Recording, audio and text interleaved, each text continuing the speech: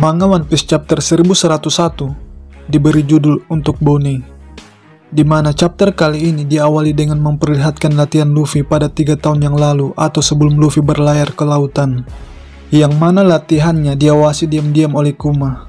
Kemudian Kuma teringat ketika ia dan pasukan revolusi datang ke kerajaan Goa beberapa tahun silam, di mana Kuma menyinggung tentang anak yang tinggal di sebuah desa terpencil di pinggiran kota. Dragon yang mendengar hal itu langsung menimpali, "Jika kau terus membicarakan ini, sebaiknya kau bunuh saja aku langsung." Kuma yang mendengar jawaban yang sentimental tersebut hanya mengatakan, "Apa maksudmu?" Kemudian Dragon melanjutkan ucapannya bahwa anak adalah titik kelemahan terbesar dari orang tua. Apa yang dikatakan oleh Dragon adalah sesuatu yang benar yang tidak bisa disangkal oleh sesuatu apapun. Karena hal ini bisa dilihat dari chapter-chapter sebelumnya, di mana kita bisa melihat kelengahan Kozuki Oden ketika bertarung melawan Kaido pada 20 tahun yang lalu, hingga membuat belakang kepalanya terkena gada besi Kaido, yang akibatnya berujung pada kekalahannya. Lalu kasus yang terbaru, yaitu yang terjadi pada Kuma itu sendiri, di mana ia harus berkorban segalanya demi kesembuhan Bonnie. Jadi apa yang dikatakan oleh Dragon kepada Kuma merupakan hal yang wajar, mengingat ia adalah seorang pasukan revolusi yang mempunyai tugas berat dalam melakukan perlawanan terhadap pemerintah dunia. Maka dari itu ia harus fokus pada tujuan organisasinya dalam melakukan sebuah pemberontakan dari negara satu ke negara yang lain. Dengan kata lain, Dragon tidak menyukai pertanyaan yang berkaitan tentang keluarganya, khususnya tentang anaknya. Kuma yang mendengar jawaban yang seperti itu hanya mengatakan, "Baiklah, aku mengerti."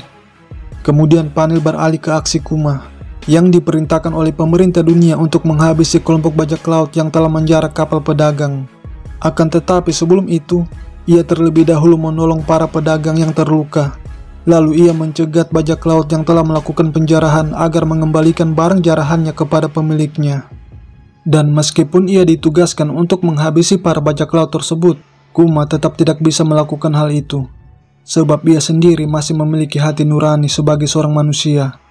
Pasca menyelesaikan tugasnya, Kuma menyempatkan waktu untuk menulis surat kepada sang buah hati yang nan jauh di sana, yang isi suratnya yang berkaitan tentang keindahan dunia atau tempat-tempat yang pernah ia kunjungi selama mengarungi lautan, yang menurutnya tidak akan bisa digambarkan melalui foto atau buku gambar sekalipun. Sementara itu di kerajaan Sorbet, tepatnya di gereja tua, Bonnie selalu memeriksa kotak surat, namun sayang surat yang dinanti-nantikan dari ayahnya tak kunjung datang. Hal ini disebabkan oleh Alpha yang selalu merobek surat-surat dari Kuma. Tampaknya pemerintah dunia tidak mengizinkan interaksi apapun di antara keduanya, walaupun itu hanya sekedar surat menyurat. Bonnie yang tidak ingin membuang waktunya dalam menunggu surat dari ayahnya, mencoba kembali untuk latihan bertarung bersama Gyogyo dengan menggunakan kekuatan buah iblisnya. Hal ini ia lakukan untuk melatih staminanya dalam mempersiapkan dirinya dalam mengarungi lautan bersama ayahnya ketika ia nanti kelak berusia 10 tahun.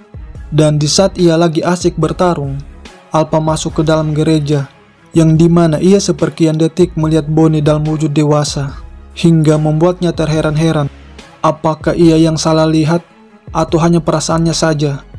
Dan ternyata nenek Kuni selama ini menginstruksikan Bonnie agar tidak memperlihatkan kekuatannya di hadapan Alpha, yang tujuannya untuk berjaga-jaga, yang artinya nenek Kuni mencurigai tentang identitas asli dari Alpha. Kemudian scene beralih ke Pulau Egghead, di mana Vegapunk berencana untuk mengangkat laboratorium Punk Record menggunakan awan pulau. Namun bukan hanya itu saja, ia pun berencana untuk membuat sebagian bangunan yang ada di pulau ini terbuat dari hologram. Dan tampaknya Vegapunk juga berhasil menciptakan ke-6 satelitnya dalam membantu tugasnya sebagai seorang ilmuwan terjenius di dunia. Masih di tempat yang sama, kita juga bisa melihat kehadiran Kuma dan Stussy, yang mana Kuma menanyakan tentang apa yang akan terjadi jika kepribadiannya dihapus. Vegapunk yang mendengar pertanyaan tersebut menjawabnya dengan mengatakan, yang intinya, kau akan kehilangan ingatanmu dan rasa kemanusiaan ketika melakukan sebuah tugas kotor yang diperintahkan kepadamu. Hal ini sejalan dengan tujuan pemerintah dunia dalam memiliki prajurit yang taat dan patuh dalam menjalankan segala perintah.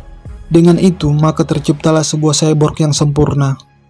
Lalu scene kembali berpindah ke kerajaan Sorbet, di mana pada hari tersebut merupakan hari ulang tahun dari Bonnie. yang dirayakan dengan cukup meriah oleh Ratu Connie dan yang lainnya. Yang mana hadiah ulang tahunnya berupa pizza yang berukuran raksasa, yang notabene-nya adalah makanan kesukaannya. Namun ia lagi-lagi harus kecewa di hari ulang tahunnya, disebabkan surat yang ia nanti-nantikan selama ini tak kunjung tiba.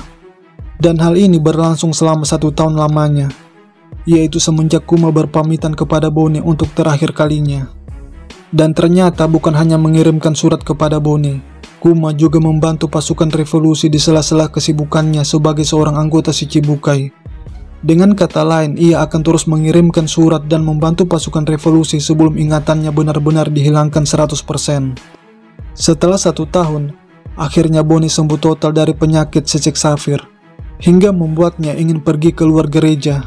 Namun apa daya, keinginan Bonnie tersebut ditentang oleh Alpha, yang memang ditugaskan untuk mengawasinya sebelum ia berusia 10 tahun.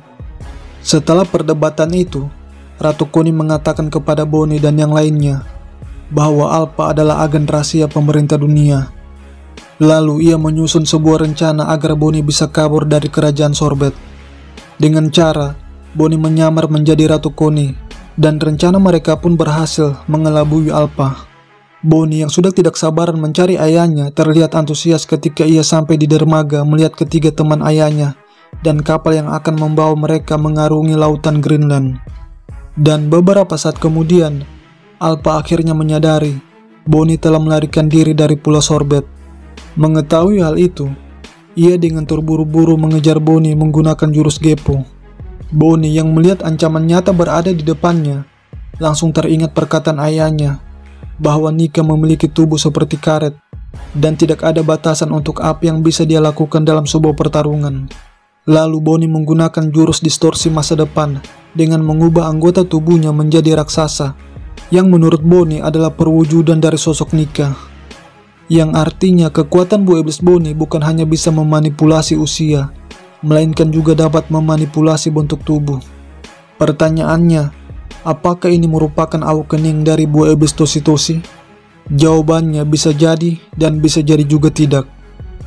Dan perlu diingat, bukan hanya Luffy dan Bonnie yang bisa menjadi Nika, tapi juga Mr. Tu, Katarina Devon, dan Brule, yang dimana buah iblisnya memiliki kemampuan untuk meniru seseorang.